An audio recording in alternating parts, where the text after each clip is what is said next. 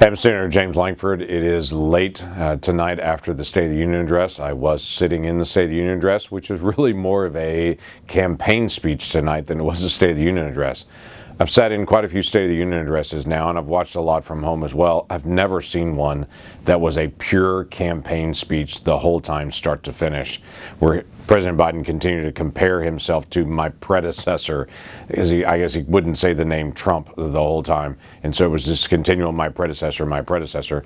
He never did compare some basic stats with quote-unquote his predecessor, like how many people illegally crossed the border during his predecessor and how many people are illegally crossing the border now, or what the strength of the economy was 5 years ago versus what it is now. He didn't do those side by sides, but he found other ways to be able to drive it. And while he talked a little bit about trying to unify the country, the speech was absolutely the most divisive speech I've ever heard during a State of the Union address. From the very beginning, it was division and continued to be able to drive it. Hey, we're a divided nation right now. There's no question about that. But there's no reason to try to use a State of the Union address to divide even more, to literally drive a wedge in America even deeper. This is the kind of moment that you want somebody to be able to actually try to bring people together, say, hey, we disagree on things, but let's find ways that we can actually get to common ground and be able to resolve things, rather than to continue to just drive this anger and wedge. He was angry from the very beginning, and it kind of drove that anger the entire time.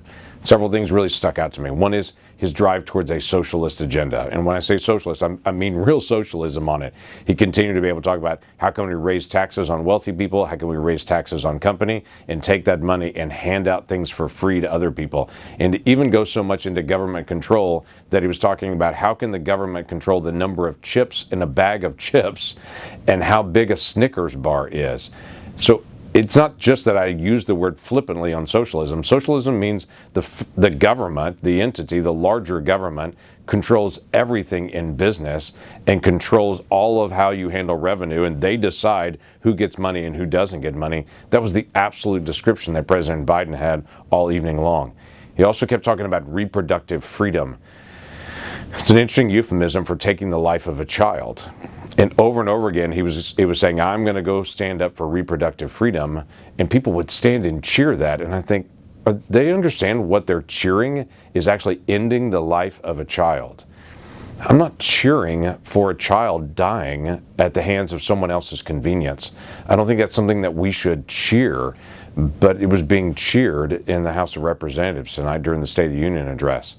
The president also talked about in vitro fertilization, which, by the way, there is no controversy on. There's wide support for IVF across the entire Congress, both Republican and Democrat. And this one issue that happened in Alabama, the president conveniently left out that one issue was resolved within 2 weeks.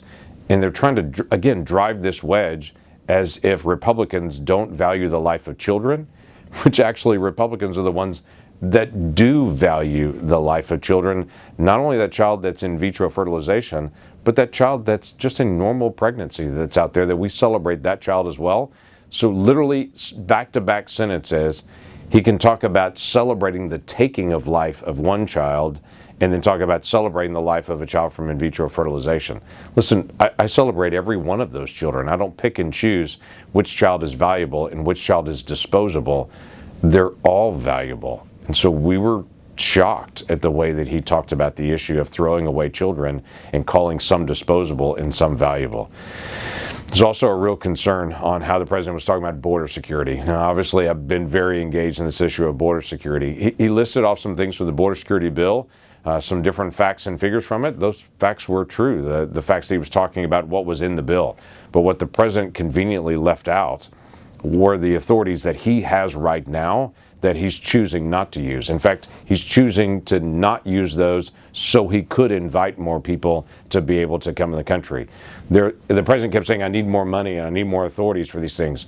Well, let me give you, for instance, he's created 2 new parole authorities no president has ever done before that actually cost money. He could turn those off, and if he turned those off today, thousands fewer people would cross the border tomorrow. Thousands on it. But that's something he could turn off today on that. The president could deal with not just having hearings 10 years in the future. Whoever crossed the border most recently, he could have that person be the next person that's up for the hearing.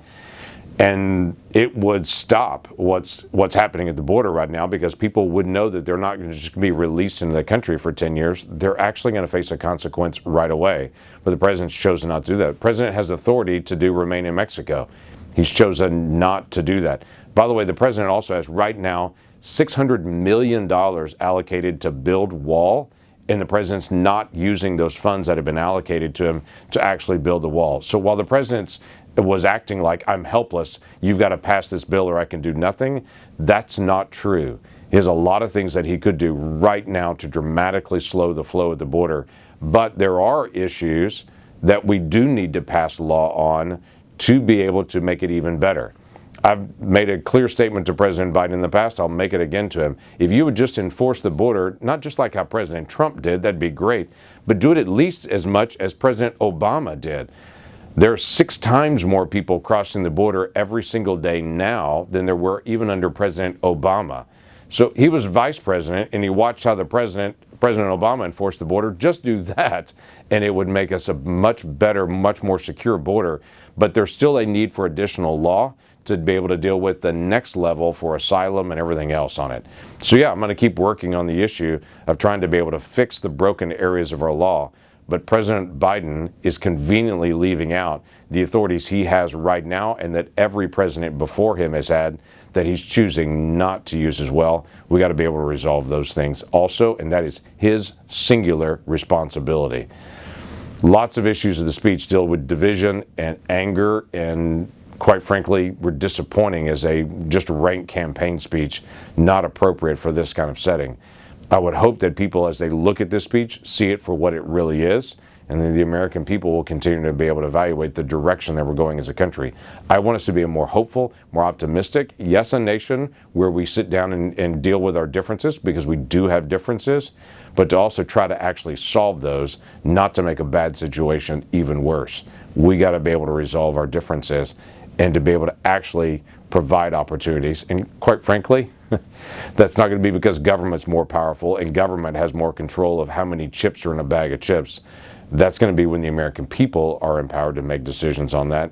That's what's the real strength of our nation, and that's the part that the president really left out, as well as the United States military is also an aspect that he just seemed to ignore tonight. The strength of our military, the morality of our police, and what's actually happening, he just seemed to turn away and to not deal with. You know what? I'm grateful for what they're doing day to day to be able to protect our freedom, and I think we should continue to be able to do that and to support them in the future in a way that actually they understand we're standing with them and we're grateful for the sacrifices they put on the line. So let me know your feedback as well about what you think about what's happening, not only at our border and with our economy and with debt and with taxes and all those other things and the value of children. Give me your feedback of what you think about the speech, and be interested to just be in the dialogue with you.